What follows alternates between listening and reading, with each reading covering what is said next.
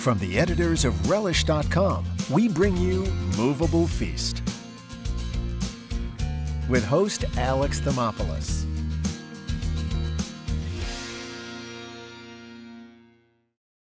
So we're going to be doing something a little differently today.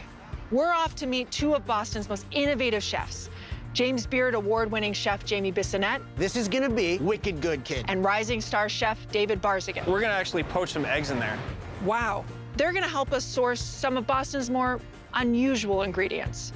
Lookout Farms is our first stop, where we'll be harvesting a fruit that was once solely reserved for nobility, the elegant and sweet Asian pear. And let's be honest, being in Boston without any seafood is like being in Paris without any bread. But instead of hitting up a local seafood market, we're off to Boston Smoked Fish, pioneers in this seafood-crazed city.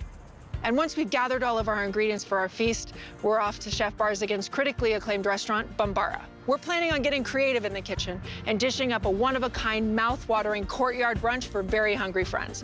That's all happening right now on Movable Feast with Relish. Welcome to Boston. Welcome to Boston. Thank you. It's so good to see you. It's so good to see you too, bud. Yeah. I'm really excited to be shown around this city by you two chefs because you really have pushed the envelope of the culinary scene in this city. I mean, Boston's so unique, and this area we're in right now is very innovative.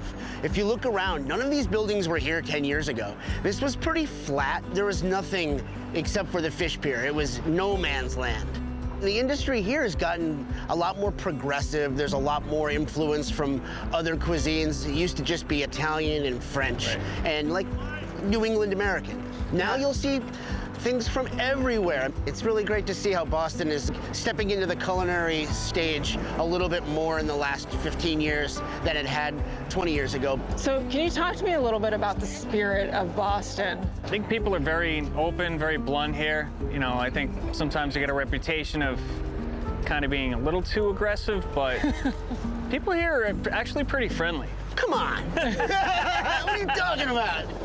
So we definitely know this city has a lot of spirit in it. What about the food, the ingredients, the farming here? I mean, there's some of the oldest operating farms in the United States in New England, some just outside of Boston. Yeah, and right now wild. is the perfect time of the year for apples. It's a huge, huge product here. And there's some newer companies that are working down here on the fish pier that are doing a lot of innovative stuff, doing like smoked fish, which is what we're gonna go check out today. You're gonna love it. Well, this is the first kind of brunch that we're doing here on the show. I love cooking brunch. I can't wait to cook brunch with you. Well, I feel really lucky to be shown around this city by you two.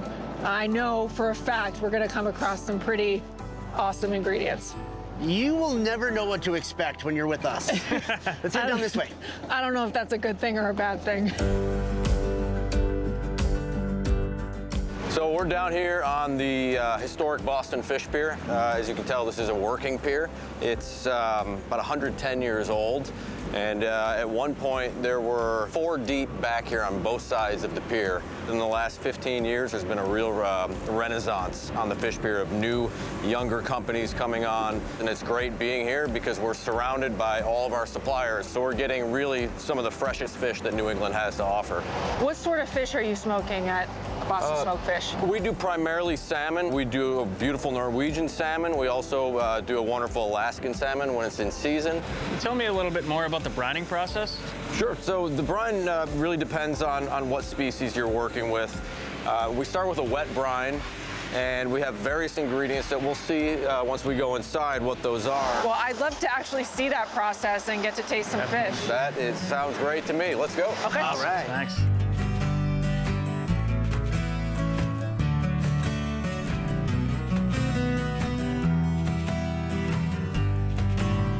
All right, we're inside now, and we're joined by my business partner, Chris, who has been with me since day one. Where we are right now is in the raw brine area, and this is kind of where everything begins here. This is the building blocks of our flavor profile that you're gonna get in the final product. And every ingredient here plays a special role. First and foremost, with making a brine, you have 2 basic building blocks: salt, of course, to cure it, and brown sugar. Our freshly minced garlic, All of our products are gluten-free, so we use a tamari soy sauce. And then we've got our ball of bay leaves. A little bit warm water right now, just kind of help, melt down, break up that brown sugar, any clumps that might be in the salt. Okay. It already smells awesome. Yeah, it smells amazing. Very, very strong, pronounced smell. So after it sits in the wet brine, what's the next process? Then we're gonna put it on trays, and we're gonna put it in our drying room, depending on the species, anywhere from 24 hours to 48 hours. Can I add the bay leaves? Yes, you can add the bay leaf. nice. Now is the proper time in the bath. About 2.5 pound to 3 Grab pound it. sides of Atlantic salmon. So after the salmon is brined, it goes into your drying room and then it goes to the smoker. Correct. Okay, yeah, now that this is in the brine, let's go see some that we've brined. So here's some salmon, and if you can tell the difference from what we just put in the brine, this kind of has almost like a plasticky look to it. It's got firm edges. Oh, wow. Yeah, it's stiffened up a little bit, and that's exactly what we're looking for, and that's perfect for smoking right now. Awesome. That's ready. Well, let's go over to the smoker Let's and check see out how the we smokers. finish this fish off. Okay, let's do I'm it. gonna say it again, but when do we get to eat?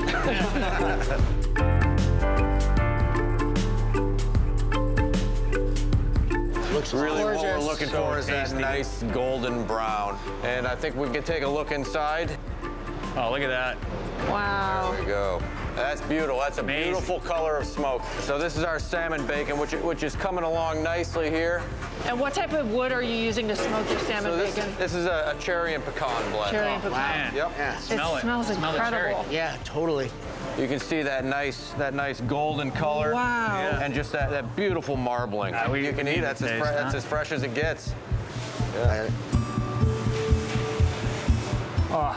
Yeah, really intense in flavor, but still a nice The balance. fattiness of Yeah, it, just the fat. the crispy texture outside, and then it just melts in the center. It Exactly. literally melts in your mouth. So what do you guys think you're gonna use for our feast today? I got super excited about the salmon bacon, so I was thinking of maybe doing like a potato roast cake, kind of like a hash brown with a salmon bacon on top, maybe with a poached egg or something like that. That sounds awesome. Well, if you're gonna take the salmon bacon, then can I snag some of that haddock you were talking about? I think you said it was still in the smoker. Absolutely, yeah. Awesome. I'll send some over to you so you can use that and turn it into something great. Oh man, I'm gonna love that. That's great. Thank you. Awesome. So are we gonna see you guys later for our brunch feast? Absolutely. Wouldn't miss it. Great. Well, we've got a lot of work to do. We've got to head to Lookout Farms. Let's go. Thanks, guys. All right. Appreciate Thank it. you very much for coming by.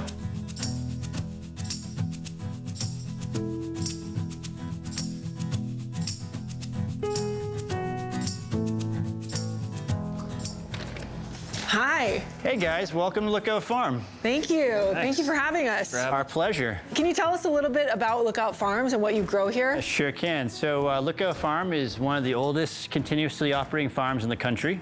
It was founded in 1651. It's 180 acres of property, and we have about 56,000 trees under cultivation here.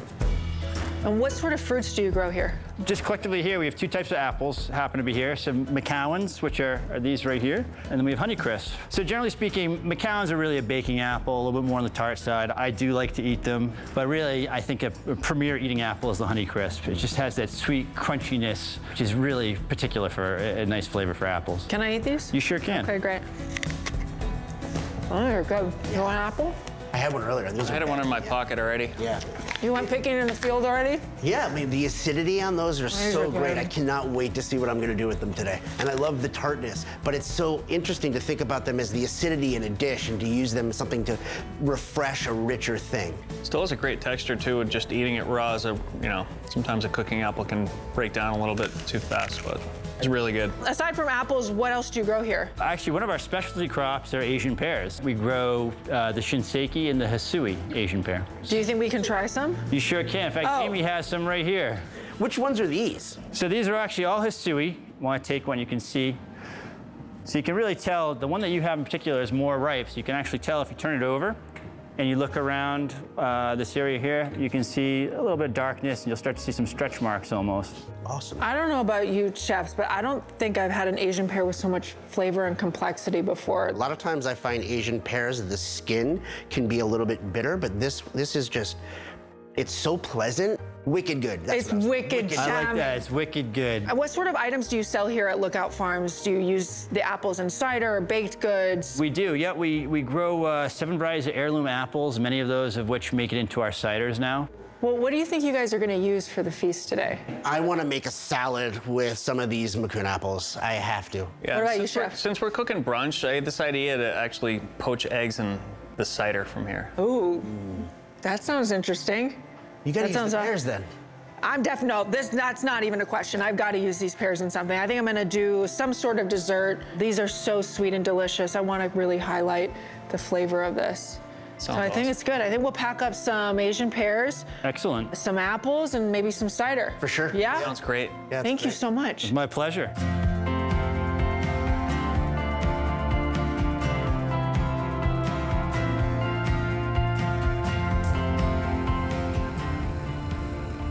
All right, Chef, walk me through how to make this potato roasty. Key is to have a somewhat starchy potato. This here is a Kennebec potato. You know, you can go right onto a plate, into a bowl. Doesn't really matter. You just want to kind of catch the potato as it grades down. What's the difference between a potato pancake and a roasty? A roasty potato cake comes from Switzerland. It's a grated potato that goes into a pan. It's uniform and typically round and cooked in some form of fat. Today I'm using duck fat because potatoes and duck fat, you know, Go can't very, go wrong very with. well together. So I'm squeezing out that liquid. You notice that there's like all this excess juice. Right. Whereas if I didn't squeeze it out, it's going to limit the potato from getting as crispy as I want it. And the crispiness and the edges is really key to a good roasty. So while we're getting this potato roasty going in the pan, can you tell me a little bit about your background, a little bit about Bambara, and how you ended up the chef here? My dad's side's Armenian, and my mom is German and English. So a lot of the cooking I do at Bambara, I pull from the Eastern Mediterranean influences, but I also love Italian cooking and French cooking. The menu's kind of all over the map, because that's just the way I like to cook.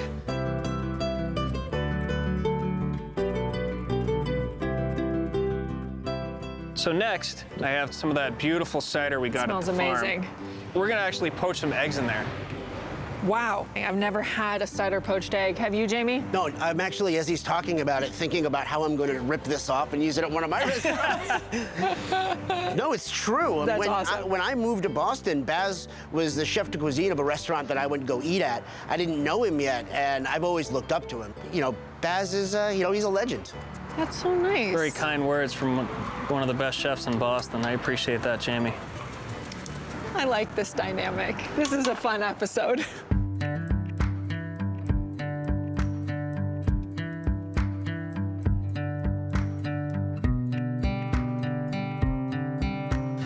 Hollandaise sauce. My rule of thumb is here I have 4 egg yolks, so we're going to a pound of butter. 1 stick, It's a feast. quarter pound. Start by whisking the egg yolks in a large bowl, a couple tablespoons of water. So why did you decide you wanted to make this dish with these ingredients? Well, I know for sure Hollandaise works with eggs because of Eggs Benedict. I love the harissa because it has a little bit of heat to it, and I wanted this dish to have a lot of balance and flavor. The saltiness of the smoked fish, the sweetness of the poached eggs, the salty earthiness of the potato, and then the rich egg with a little bit of heat is gonna round everything off.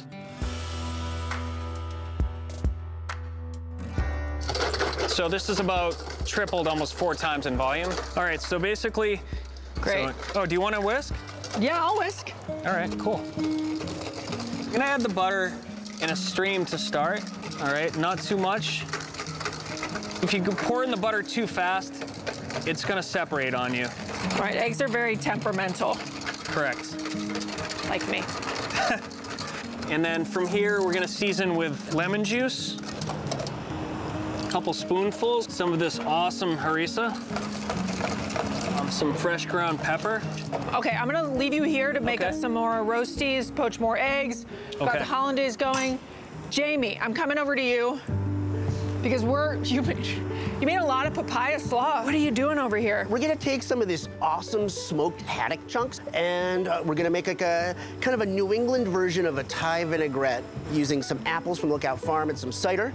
And then we're gonna make a green papaya and apple salad to go with it with some hard-cooked eggs. We're gonna start off with a couple cloves of garlic and a little bit of salt, and we're gonna smash it. And you don't want to be shy on the garlic, because the garlic and having a lot of garlic in there is what's going to make it a little bit more interesting. So we have some Macroot lime leaves. I'm just going to put one in there. The oils from it are going to add some great flavors to this. So you've got a couple restaurants here in Boston, actually all over the world, and the breadth of your cuisine ranges from Italian to Thai. What is your Thai to Thai food? My partner, Ken, who's also my mentor, he and I have a restaurant in Bangkok. Is the food that you serve there all Thai, or do you have a little bit of fusion? No, the food there is kind of similar to what we do. It's a little donkey, so it's very unique like that. But we do a little bit of Japanese. It's, you know, fun drinking food. I'm gonna throw a couple Thai bird chilies in here now, and I'm gonna use the tip closer to the point where it's less spicy, and then we'll taste it, and if it's not spicy enough, we'll slice that up and add that to it later. But we do that so we can control the heat, because I'm not sure you can take it. Oh, I can take some heat.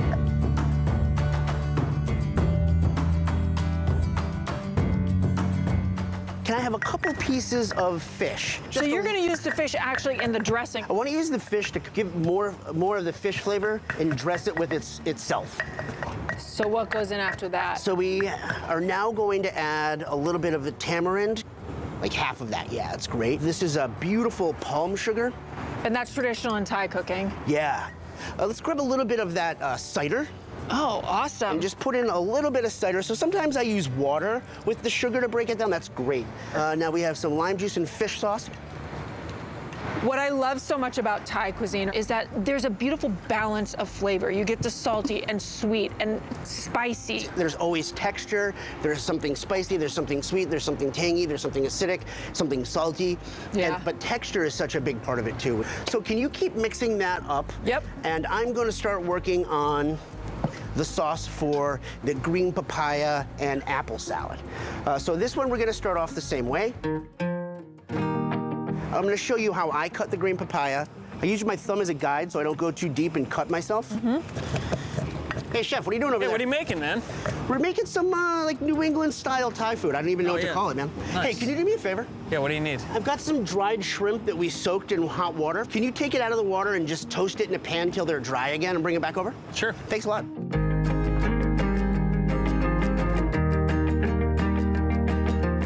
You kind of grew up here in Boston and the hardcore punk scene, right? And that's how you two chefs met?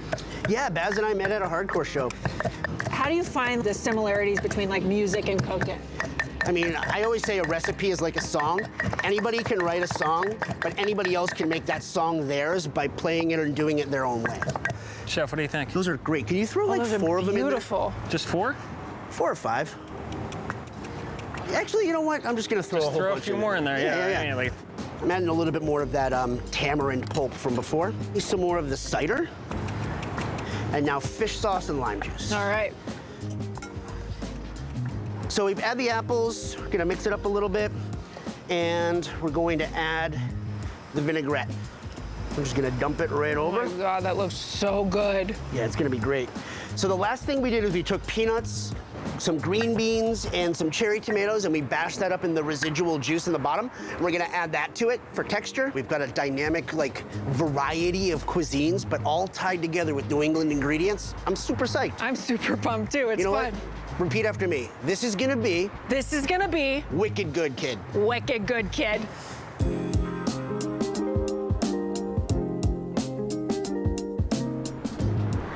So for dessert today, I wanted to make an Asian pear clafouti with a little bit of cranberry. It's in between a cake and a custard, and I thought it would be great to end our brunch-style feast. So to get started, I have a blender here, and I'm gonna add some flour. I'm gonna use some warm spices, cinnamon, clove, star anise to really bring this meal home. Pulse that together.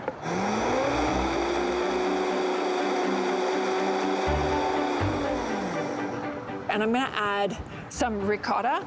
And then I'm adding a little bit of creme de coco. So I've got beautiful vanilla bean. You can totally use vanilla extract. And then I'm gonna add that to the blender. And I'm gonna add some milk.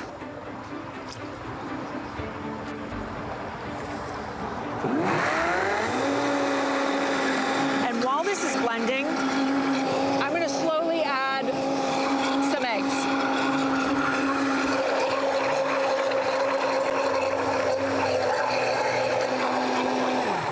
I've got my entire batter blended here. Pour it into a greased pan. It smells amazing. So I'm gonna take these pears, and what I love about a clafouti is that you can use seasonal fruit. In the summer, I love using strawberries and raspberries. And because we're in New England and it's fall, I decided I was gonna add some cranberries as well. And a traditional clafouti has cherries in it.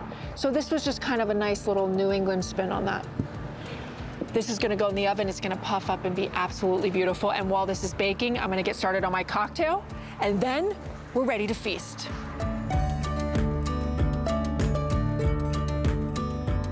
Our guests have arrived, and it's time to make a cocktail. I'm gonna do a chamomile raspberry cocktail. So I've got some chamomile and raspberry tea, and I'm gonna add some vodka, because what's brunch without a little cocktail? I'm gonna add some lime juice. And this cocktail is gonna have some fresh raspberry puree in it. And I like to finish my brunch cocktails with a little bit of seltzer. Just kind of make it a little spritz. And I'll garnish this with some fresh mint and some fresh raspberries on top. And that is a great way to start a brunch.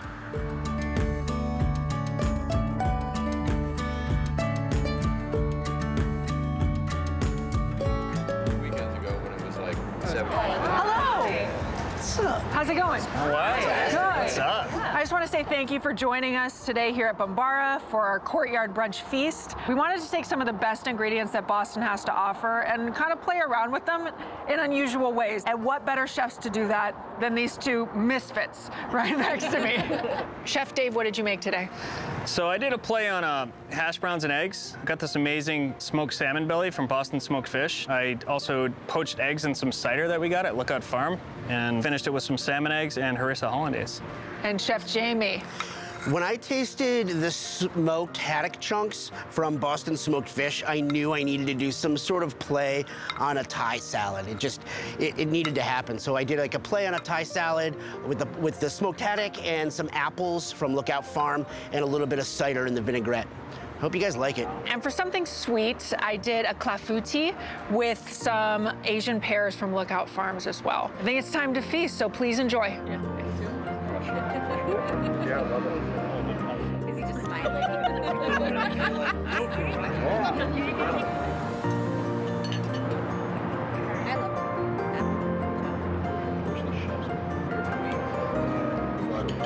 I want to thank everybody for joining us here today at Bombara for our Courtyard Brunch. Thank you to Lookout Farms and Boston Smoked Fish for providing some truly unique ingredients to play around with. Maybe next time we'll be feasting in your city.